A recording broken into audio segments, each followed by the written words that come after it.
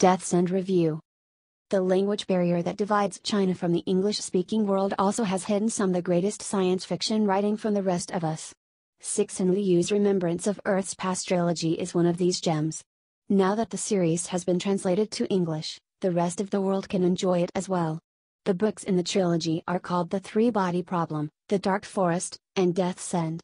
The English version of Death's End, translated by Ken Liu, was published towards the end of last month, and it's well worth a read. The one distinguishing characteristic of the Remembrance of the Earth's Past trilogy is its scope. The three-body problem starts on Earth, where humanity is grappling with first contact, while the Dark Forest tackles some of the problems of deep space adventures, highlighting the challenges humans face in reaching even the nearest stars. Death's End has the entire universe as its playground. Imagine millions of stars in just one galaxy, and increase that exponentially across galaxies in the universe. The scope of Death's End is that vast.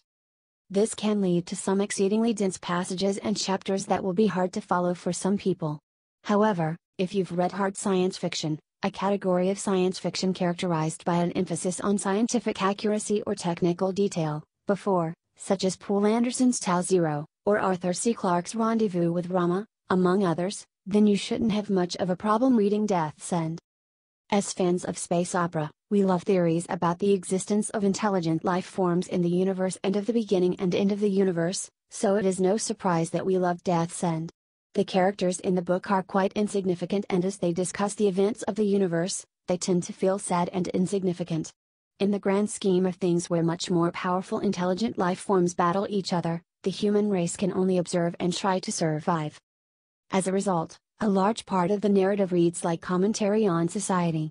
When beings that can destroy the entire solar system remotely start to threaten your existence, you're bound to panic.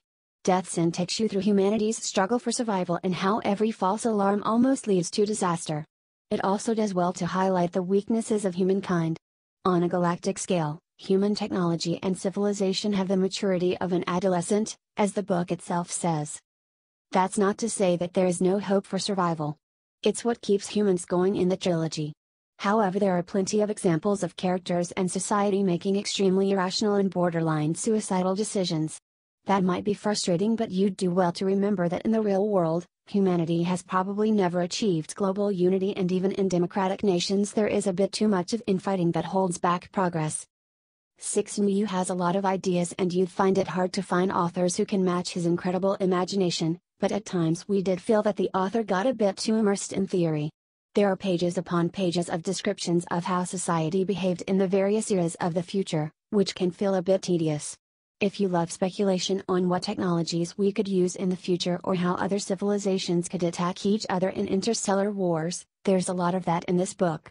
There are parts where the book explores existence in 2 and 4 dimensions as well, as opposed to the 3D world that we currently live in. While the characters weren't as interesting to us in this book, Liu manages to make one particular character stand out with a stroke of genius. Without venturing into spoiler territory, we can say that a character whose fate was uncertain in the Dark Forest returns with 3 fascinating fairy tales. Not only is the character incredibly resilient, but they manage to pass on some critical scientific information hidden inside these fairy tales. The way information is buried in these tales is just pure genius, and the tales, even when read in isolation, are excellent. Death's End is not a book that will fill you with hope. It can get quite depressing at times. We ended up feeling sad for many of the characters and the human race in general, given the odds against them. When someone you can't even perceive can destroy entire star systems from afar threatens the existence of humanity, the tale is unlikely to have a happy ending. We use observations about humanity, and the odds of its survival in the universe could very well be accurate. In the grand scale of the universe, humankind's existence can't even be equated with the blink of an eye. Death's End is the culmination of an excellent trilogy and a landmark work in science fiction. That's not very surprising, given that Ken Liu has won the Galaxy Award, Chinese equivalent of the Hugo 9 times, and is probably China's greatest science fiction author. If reading is not for you, then you can perhaps catch the Three-Body Problem movie, which is scheduled to release in 2017 in China, but you'll need English subtitles.